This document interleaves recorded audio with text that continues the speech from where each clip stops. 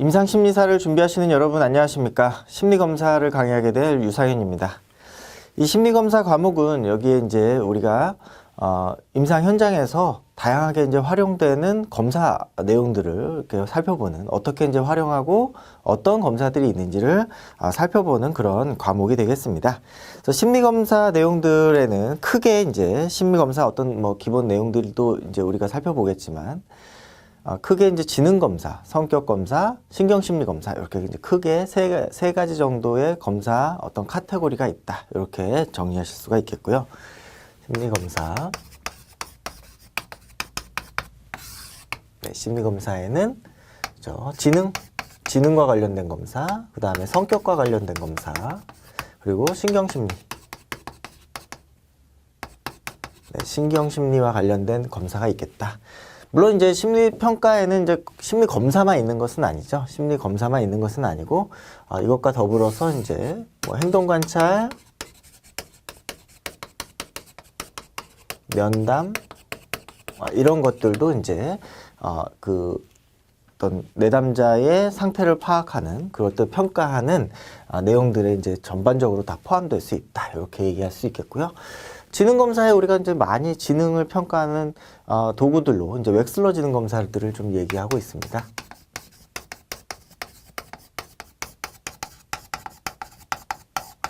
물론 이제 지능검사를 하는데 웩슬러 지능검사만 있는 것은 아니고, 이제 뭐 카우프만 지능검사도 있고 여러 가지 이제 지능검사들이 있지만, 이제 대표적으로 우리가 웩슬러 지능검사들을 좀 이야기하고 있고요.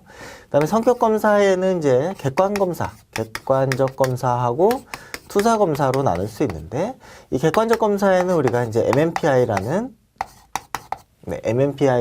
이제 지금은 이제 2판을 쓰고 있죠. 그래서 다면적 인성 검사, 다면적 인성 검사를 활용하고요. 물론 이제 이 성격 검사에 이 MMPI만 있는 것은 아니고, 뭐 PAI라든지 뭐 다양한 검사들이 있을 수 있겠고요. 투사 검사인데 주로 이제 로샤와 같은 검사들이 있습니다. 그래서 객관 검사는 주로 이제 GPLC, 그죠? 거기에 이제 답안을 체크하게 돼 있는 그런 검사로 이루어져 있고요. 투사 검사는 이제 모호한 자극들을 통해서 그 반응들을 이끌어내는 그런 검사로 이루어져 있습니다. 신경심리 검사는 주로 이제 치매라든지 어떤 뇌의 어떤 기능들, 실행 능력 이런 것들을 평가하는 그런 내용들이 되겠고요. 행동 관찰이나 면담 뭐 이런 내용들도 우리가 이제 주요한 정보들이 되겠습니다. 이제 심리검사 파트 3에 나와 있는 그 순서들을 보시면, 심리검사 기본 개념, 그 다음에 지능검사, 인성검사, 그리고 성격검사를 얘기하는 것이죠. 그리고 신경심리검사, 기타 심리검사, 이렇게 나와 있고요. 이런 어떤 순서대로 큰 카테고리가 있다라는 거를 여러분들이 좀 정리하시고 내용들을 좀 보시겠습니다.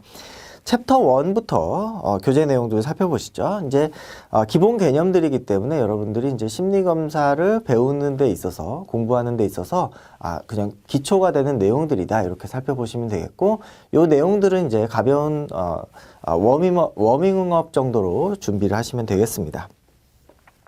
1절 내용 보시죠. 인간의 행동적 특성이나 심리적 특성을 측정하는 방법으로 응용 가능성을 가지고 수많은 영역에서 다양하게 실시되고 있는데, 간단한 검사에서부터 특수한 검사까지 굉장히 다양하다. 심리검사가 굉장히 다양하다.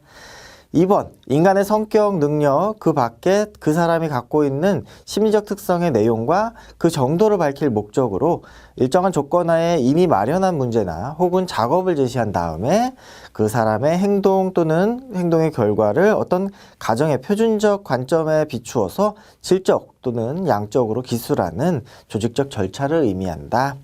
3번, 심리검사는 인간 행동의 모든 것을 완전하게 설명해주는 도구는 아니다. 인간 행동을 이해하는 어떤 보조적인 도구일 뿐이다. 이렇게 정리가 되어 있습니다. 그래서 심리검사가 모든 걸 다 측정할 수 있는 것은 아니다. 왜냐하면 인간의 어떤 상태, 심리라는 것은, 정신이라는 것은 굉장히 복잡하기 때문에 한 가지 어떤 툴로서 이해하기 어렵다라는 거 기억하시면 되겠고요. 심리평가 이렇게 나와 있고, 결국에 이제 심리평가 실력 따지기에 나와 있는 내용은 심리평가가 심리검사를 포함하는 개념이다. 그래서 심리평가라는 것이 심리검사를 포함하는 개념이다. 이렇게 더 큰 개념이다 라고 하는 거 기억하시면 되겠습니다. 그러면 이러한 심리검사를 왜 하는가? 거기에 이제 목적이 나와 있는데요. 4가지 정도로 정리가 되어 있습니다. 심리검사의 목적. 첫 번째로 이후에 그죠? 인간 행동들을 예측하는 예측의 목적이 있죠. 예측의 목적. 두 번째로 그러한 어떤 심리검사들을 통해서 내담자의 어떤 행동들이나 이후 행동들을 평가하고 그것들을 통한 이제 진단이 이루어지게 되겠습니다. 진단. 그래서 어떠한 상태인지를 진단하는 게 중요하겠죠. 세 번째는 조사 연구, 어떤 개념에 대해서 그런 현상에 대한 조사 연구들이 있을 수가 있겠고요. 그 다음에 어떠한 조직 내에서는 또 선발과 배치에 선별 또는 배치를 위한 도구로서 이 심리검사가 활용이 될 수가 있겠습니다. 실력 따지기 내용 보시면 인간에 대한 이해 이렇게 해가지고 3가지 수준이 있다. 상식적 이해, 과학적 이해, 공감적 이해 이런 것들이 있다라는 거 읽어보시면 될 것 같고요. 밑에 이제 검사, 측정, 평가의 개념 이렇게 나와 있죠. 그래서 검사가 평가가 검사를 포함하는 개념이다. 이렇게 내용들 읽어보시면 되겠습니다. 제3절의 내용들 살펴보겠습니다. 자료 수집 방법과 내용 이렇게 나와 있죠. 그럼 자료 수집을 어떻게 할 것이냐라고 하는 거. 여기에 이제 자료 수집 내용들은 이제 심리검사를 포함하는 내용이지만은 주로 행동 관찰이나 면담, 인터뷰에 관련된 내용들이겠습니다. 그러면 평가 면담의 종류와 기법 이렇게 나와 있는데요. 첫 번째, 임상적 면접의 내용 이렇게 나와 있고요. 임상적 면접으로 탐색되는 내용들은 면담자의 이론적 배경에 따라서 달라질 수 있다. 이게 무슨 내용이냐면 이 내담자가 이제 상담센터나 아니면 정신과 병원에 왔을 때 보여지는 어떤 행동이나 생각이라든지 아니면 감정 상태 이런 여러 가지 그런 증상들은 어떠한 현상으로 나타나는 것이죠. 이 현상을 보고서 그 인간을 바라보는 관점에 따라서 이거를 이제 우리가 이론적 배경이다라고 하면 이 이론적 배경이냐에 따라 어떤 거냐에 따라서 이 내담자를 이해하는 것이 달라진다라는 의미가 되겠습니다. 그래서 이론적 배경에 따라서 임상적으로 탐색되는 내용이 달라진다. 예를 들어서 어떤 인지사고에 훨씬 더 초점이 맞춰져 있는 그 이론가라면 그 어떤 내담자의 어떤 생각을 갖고 있는지를 더 많이 탐색하게 되겠죠. 왜냐하면 이제 한정적인 시간 안에서 그 내담자를 파악해야 되기 때문에 그런 초점이 되는 내용들을 먼저 살펴보게 될 것입니다. 그래서 밑에 이제 임상심리학적 면담에서 나오는 이제 그 자료의 내용들이 있고요. 인적 정보들, 그죠? 기본적인 어떤 인적 정보들이 나올 것이고, 그 다음에 문제의 진술, 그죠? 이렇게 오게 된 배경이라든지 아니면 주호소 문제, 어떤 문제가 있는지, 그리고 현재 병력, 현재 증상이 언제부터 시작됐고 어떻게 발전이 되었는지 이런 내용들. 그 다음에 개인의 발달사적인 과거력, 어떻게 성장해 왔는지, 혹시 어떤 중요한 정신적인 충격을 받을 만한 어떤 계기가 있었던 것인지 이런 내용들. 그다음에 가족 배경, 그다음에 현재 생활 조건 이런 내용들을 이제 전체적으로 다 보게 되겠죠. 이거 이외에도 과거의 병력, 과거에 혹시 치료를 받은 경험들이 있는지 이런 내용들도 추가적으로 살펴보게 되겠고요. 어떠한 나타내고 있는 비언어적인 행동들, 그죠? 행동이나 자세, 태도, 그리고 의뢰되었는지 자발적으로 왔는지 이런 내용들도 중요한 정보 중에 하나가 될 수가 있겠습니다. 밑에 참고 내용 보시면 면접법이 나오는데요. 인터뷰하는 것이죠. 인터뷰 이렇게 이제 주고받고 하는 그런 인터뷰가 되겠는데요. 연구자가 참여자와 대면해서 언어적 질문과 응답을 통해서 연구에 필요한 자료를 수집하는 방법이다. 우리가 인터뷰 많이 얘기하고 있죠. 거기에 이제 유형이 3가지가 있다. 구조화된 유형, 그 다음에 반구조화, 비구조화 이렇게 이제 정리할 수가 있다.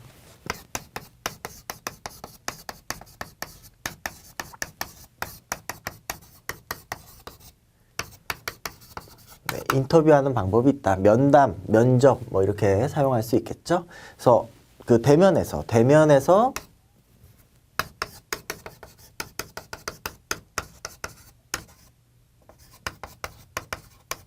대면을 통해서 언어적 또는 비언어적 자료를 수집한다. 주로 이제 언어적으로 많이 활용하게 되겠죠. 하지만 분명히 이제 언어 이외에 뭐 억양이라든지 뭐 태도라든지 이런 것도 이제 관찰이 될 수가 있기 때문에 대면을 하기 때문에 갈 수가 있겠죠. 뭐 유형으로 이제 세 가지를 이야기하고 있는데요. 첫 번째 구조화되어 있다. 구조화, 면접, 면담. 두 번째 반구조화.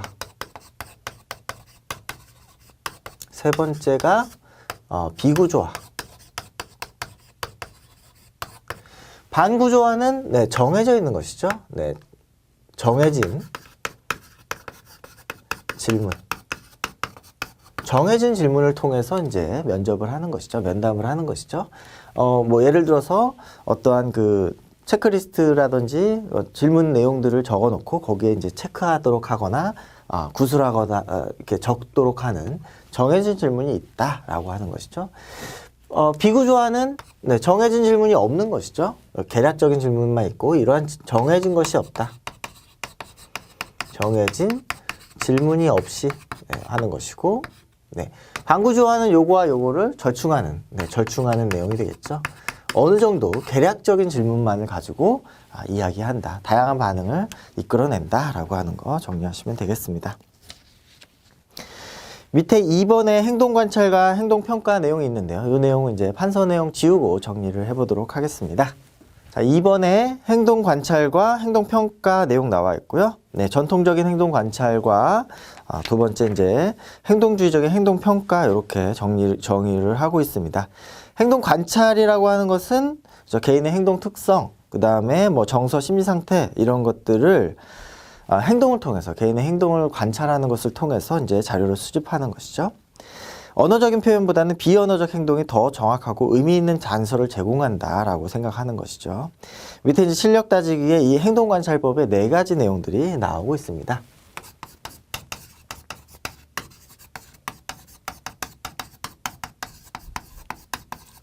말 그대로 이제 행동을 관찰하는 것이죠. 행동 관찰을 통한 자료 수집이다. 그죠? 행동이라는 것은 비언어적이다. 비언어적이다. 대화를 통해서 인터뷰처럼 언어적인 대화를 통해서 하는 것은 아니다 라고 하는 거. 여기 이제 4가지 내용이 나오고 있는데요. 첫 번째가 자연 관찰이 되겠습니다. 자연 관찰. 자연적으로 그냥 관찰하는 것이죠. 어떤 상황들을 그냥 있는 그대로 관찰하는 내용이 되겠습니다. 유사 관찰이 있는데요. 유사 관찰.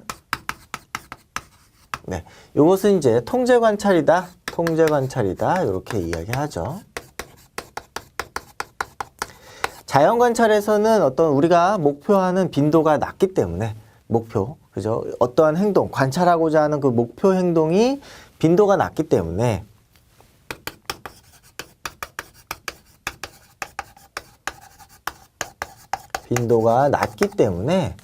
그러한 목표 행동이 이제 자주 일어나는 환경을 조금 만들어 놓고 목표 행동의 빈도를 높여서 하는 관찰이 유사 관찰이다. 이렇게 얘기할 수가 있겠고요. 세 번째가 자기 관찰. 자기 관찰은 셀프 모니터링이다. 스스로가 자신의 행동을 체크해 보는 것이죠. 뭐 체크리스트 같은 것들을 많이 활용하시죠. 활용할 수가 있겠습니다. 체크리스트. 최근에는 이제 이러한 뭐 다양한 그 스마트 기기들을 활용해서 체크를 할 수도 있겠죠. 네 번째 내용들이 이제 참여 관찰이 있겠습니다. 참여 관찰. 참여 관찰은 이제 실제로 그 어떤 대상, 그죠? 관찰의 대상의 집단 안으로 들어가서 하는 내용이 되겠습니다. 그 같은 환경에서 같이 이제 생활하면서 관찰해서 보고하도록 하는 것이다. 그래서 참여 관찰이다. 주로 이제 뭐 보호자나 선생님과 같은 사람들이 들어가서 실제로 관찰한 내용들을 보고하는 그런 형태가 되겠습니다. 그래서 요 네 가지 이제 관찰법이 있다라는 거 기억하시면 되겠고요. 이번에 행동주의적 행동평가 나오고 있는데요. 이제 행동주의 이론에서 근거를 두고 있는 평가법이다. 이건 무슨 내용이냐면 그 어떤 그 내담자, 그죠? 그 내담자의 행동 특성이나 이런 것들을 행동적인 언어를 통해서, 그죠? 행동적인 어떤 질문이나 이런 것들을 통해서 반응들을 확인하면서 이 행동을 평가하는 그런 방식이 되겠습니다. 1번 보시면 성격 특징이나 정서, 심리적 상태보다는 행동의 관심, 행동의 용어로 설명하고 기술한다. 행동의 원인으로서의 내적 갈등보다는 현재 환경에서 유발 자극, 그 다음에 유지 조건에 관심을 가짐으로 객관성을 보장한다. 이렇게 되어 있습니다. 밑에 이제 실력 따지기 내용 보시면 심리검사 그 내용들이 나오고 있는데요. 심리 그 평가를 위한 자료원 중에서 면담 행동 관찰과 비교된 심리검사의 장점으로 설명이 되고 있고요. 이 면담과 행동 관찰을 통합적으로 이해할 때 오류를 줄일 수가 있고, 그 다음에 과잉 해석 부분들을 낮출 수가 있겠죠. 그리고 예측이 가능해진다. 그래서 심리검사의 통합적 이해. 이 얘기는 면담 또는 우리가 이제 심리검사 이외의 자료원들이 되겠죠. 행동관찰 과의 비교. 이렇게 정리하실 수가 있겠고, 첫 번째로 이제 오류를 줄일 수가 있겠다. 오류를 줄일 수가 있겠다. 아무래도 이제 교차 검증이 가능해지기 때문에 그런 것이죠. 그래서 심리검사의 내용과 행동관찰 내용을 이제 비교하면서 교차 검증이 가능해진다. 이렇게 얘기할 수가 있겠고요. 그 다음에 심리검사에서는 이제 굉장히 안 좋게 뭔가 심각하게 나올 수가 있는데 이런 부분들을 행동관찰과 비교해 보면서, 그죠? 과잉 또는 과소 평가를 줄일 수가 있겠다. 세 번째는 어떤 보완적인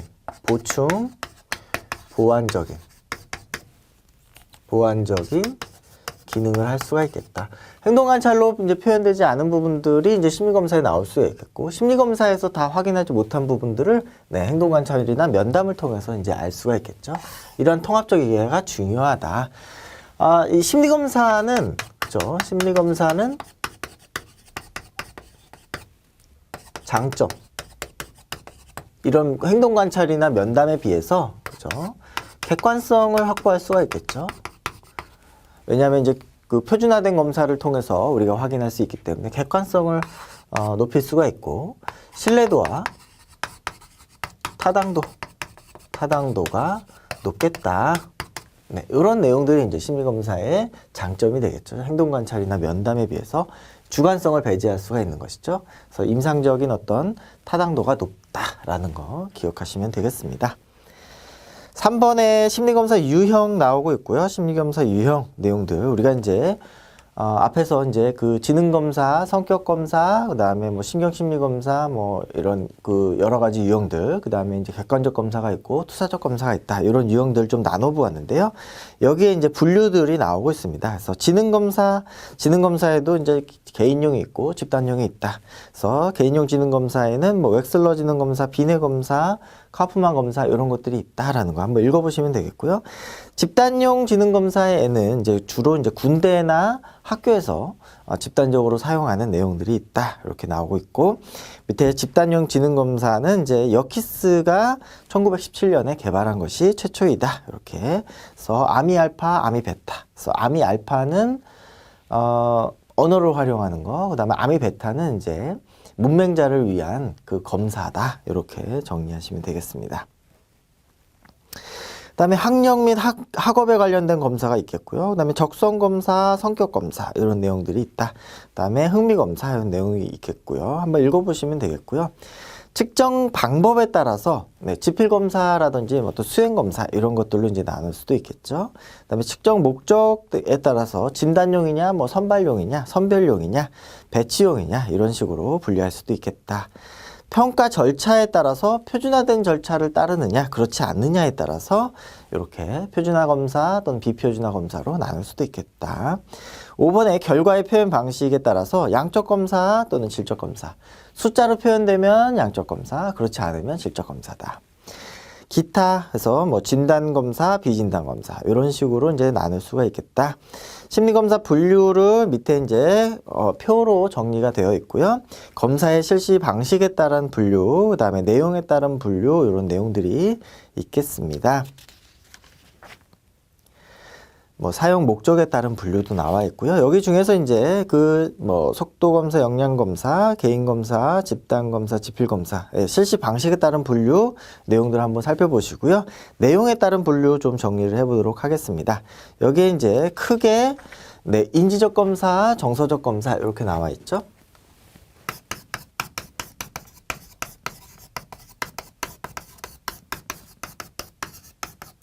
네, 내용에 따른 분류다. 내용에 따른 분류다.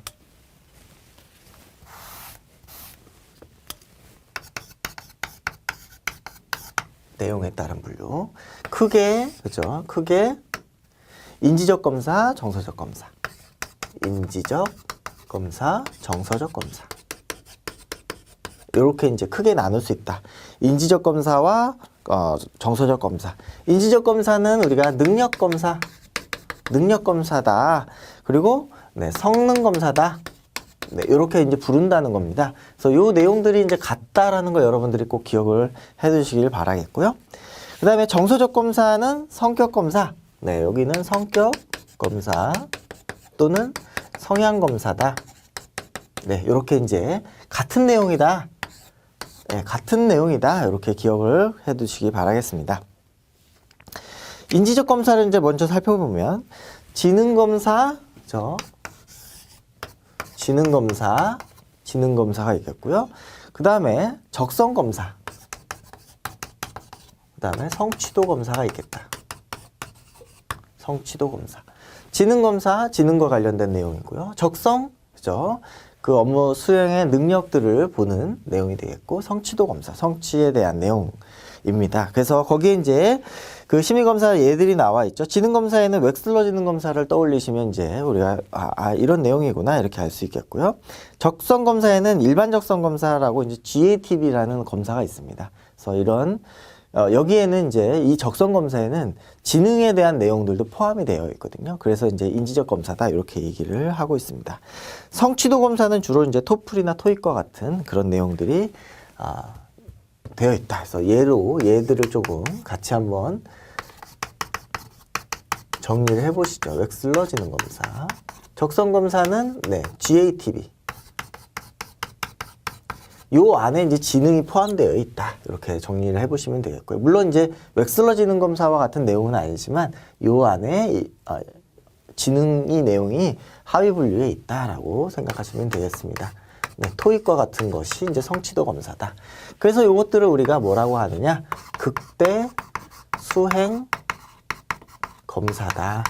이렇게 이제 부른다. 그러면 인지적 검사, 능력 검사, 성능 검사는 극대 수행 검사다. 이렇게 정리하실 수가 있겠죠.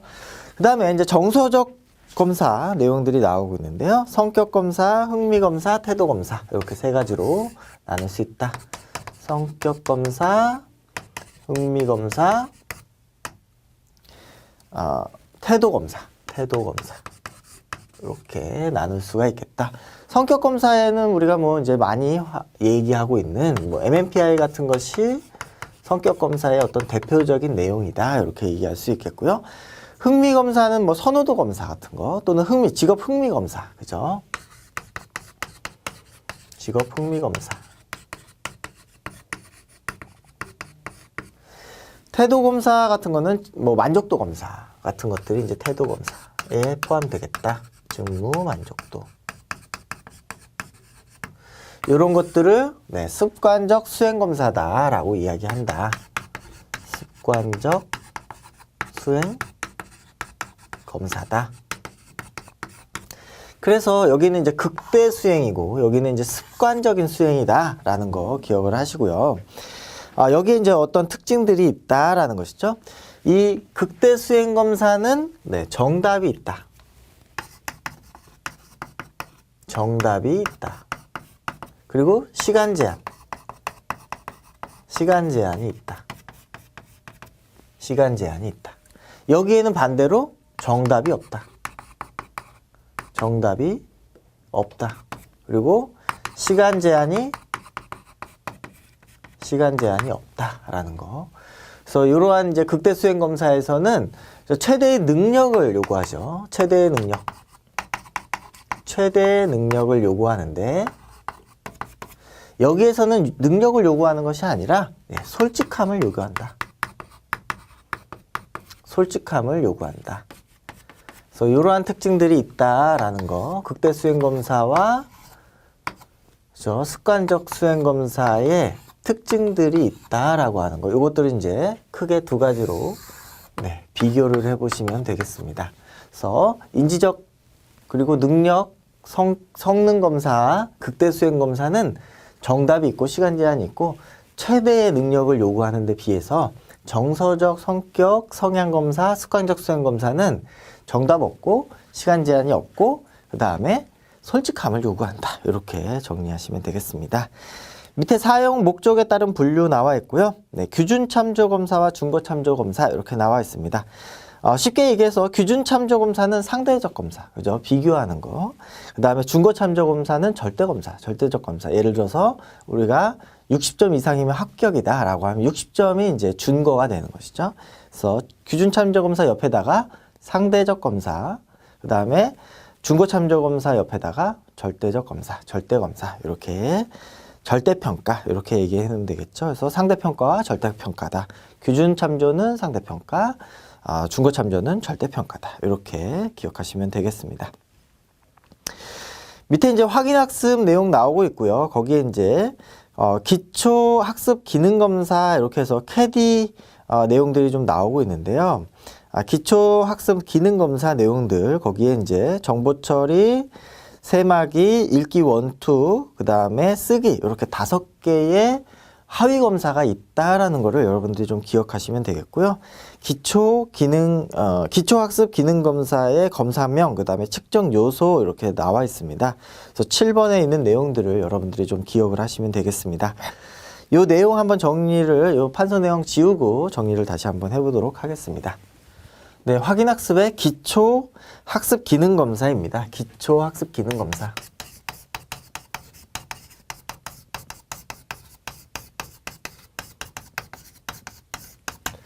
여러분께서 이제 계속 앞으로 이제 심리 검사의 어떤 내용들, 그죠? 각각의 이제 심리 검사 내용들을 살펴볼 텐데요. 거기에 있는 그 검사의 측정 어떤 요소들, 그죠? 우리가 이제 하위 검사라고 얘기할 수 있는 그 하위 요소들을 좀 기억해 두시는 게 필요합니다. 여기에서 이제 기초학습 기능 검사가 어떠한 요소들이냐, 5가지가 있다 이렇게 얘기를 하고 있죠. 5가지. 그래서 첫 번째가 이제 정보 처리. 하위 검사가 5가지가 있는데 정보 처리 검사가 있다. 그 다음에 두 번째가 세마기.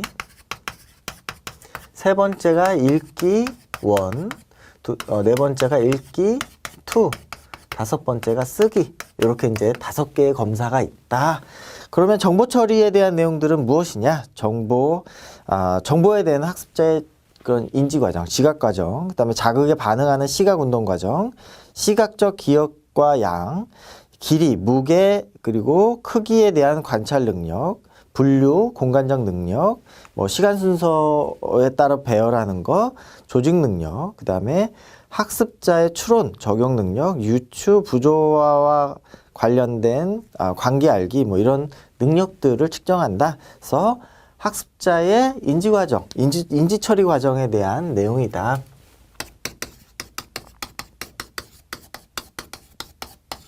인지 처리 과정을 평가한다.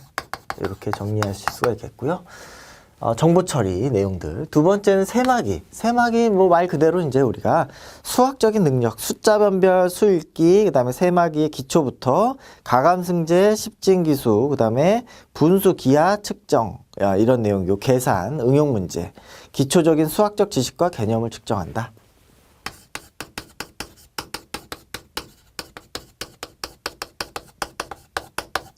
개념을 측정한다. 정리하시면 되겠고, 읽기원. 읽기원은 문자나 낱말을 제인하는 것. 문자와 낱말. 읽기투는 독해와 관련, 독해력, 독해 능력을 이야기하는 것이고요. 다섯 번째 이제 쓰기. 쓰기는 낱말의 철자를 이야기하는 것이죠. 철자. 받아쓰기 같은 그런 내용이 되겠습니다. 그래서 이렇게 이제 5가지의 검사 내용이다. 그래서 기초학습 기능검사다라고 하면 밑에 5가지가 있구나라는 거 좀 기억을 해두시면 되겠습니다. 밑에 적성과 학업 성취도 내용이 나와 있고요. 적성검사, 학업 성취도 검사. 그래서 적성검사와 성취도 검사는 인지적 검사의 분류에 포함되는 내용이었죠. 그런데 적성검사와 성취도 검사가 어떤 것이 다르냐라고 했을 때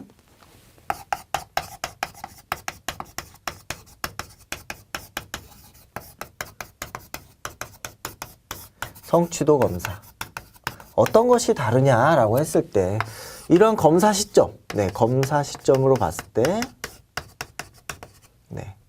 검사 시점으로 봤을 때 이 적성검사, 이 적성검사라는 것은 미래에 어떠한 적성을 가질 것이냐, 어떤 직업에 맞을 것이냐, 어떤 진로가 맞을 것이냐라는 것을 예측하는 어떤 그런 요인으로 적성검사를 하는 것이죠. 미래적인 관점이다. 하지만 이 성취도 검사는 과거 시점에서 지금까지 얼마나 성취되어 있는가, 그래서 과거의 시점이다. 그래서 이렇게 차이가 난다라는 거, 그 개념만 여러분들이 이해하시면 되겠습니다. 밑에 적성검사와 흥미검사 내용들이 나오고 있는데요. 적성검사는 인지적 검사였죠. 흥미검사는 정서적 검사였습니다. 그래서 그런데 이제 적성검사와 흥미검사가 공통점이 있는가라는 내용들을 좀 살펴볼 필요가 있겠죠. 그래서 적성검사와 흥미검사. 적성검사와 흥미검사의 공통점은 무엇인가? 첫 번째로 표준화된 검사다. 두 번째로 주로 객관검사로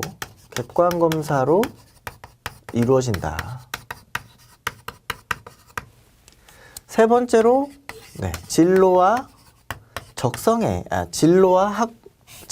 진로와 직업에 대한 이해를 토대로 한다라는 거. 이해를 위해서 이제 이런 검사들을 한다라는 것이죠. 차이점. 가장 큰 차이점은 인지검사이고 이거는 이제 성격검사이다. 성향검사이다. 이 적성검사는 인지검사이고 그 다음에 흥미검사는 성향검사이다. 이렇게 정리하시면 되겠습니다. 그 밑에 있는 내용도 여러분들이 한번 읽어보시면 될 것 같고요. 그 밑에 이제 그 다음 페이지에 보시면 성격검사 개발의 방법, 구분 이렇게 나와 있는데요. 성격검사 개발을 위해서 어떤 그 방법들이 있느냐, 이렇게 이제 3가지 방법들을 제시하고 있고요. 첫 번째가 이제 논리적 이론적 방법인데요. 요것들은 이제 연역적인 방법으로 이런 증상은 이럴 것이다 라고 하는 어떤 논리적인 기초에 의해서 만들어진 내용이다, 이렇게 이해할 수 있겠고요. MBTI가 이러한 사례가 될 수 있다. PAI 같은 그런 검사도, 그죠? 그런 검사도 이제 논리적 이론적 방법으로 이루어진 검사다. 그래서 많은 검사들이 이제 논리적 이론적 방법에 의해서 이제 검사들이 개발되었다. 이렇게 기억을 하시면 되겠고요. 두 번째 이제 준거 집단 방법이 있는데요. 경험적 방법이다, 이렇게 얘기하는데요.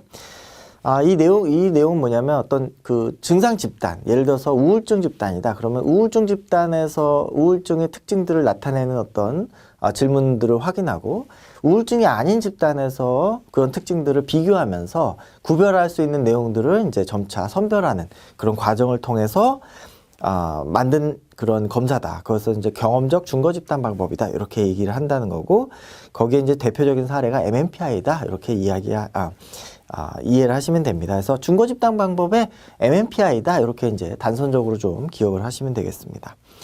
요인 분석 방법은 어떠한 그 개인의 어떤 특성들의 공통점이 있을 것이다 라는 것을 이제 통계적인 방법을 통해서, 요인 분석 방법을 통해서 추출해내는 것이죠. 공통적인 요인들을. 그런 방식으로 이제 만든 그 검사가 16PF와 같은 그 검사다. 네오-PIR과 같은 검사. 이런 검사들이 요인 분석 방법에 의해서 만들어진 검사다. 이렇게 세 가지 이제 그런 개발 방법들을 이제 제시하고 있습니다. 여기까지 해서 우리가 이제 그 심리검사 기초 내용들을 좀 살펴보고 있는데요. 다음 강의에서는 이러한 그 심리검사를 어떤 방식으로 제작하는가 4절 내용부터 살펴보도록 하겠습니다. 수고하셨습니다. 감사합니다.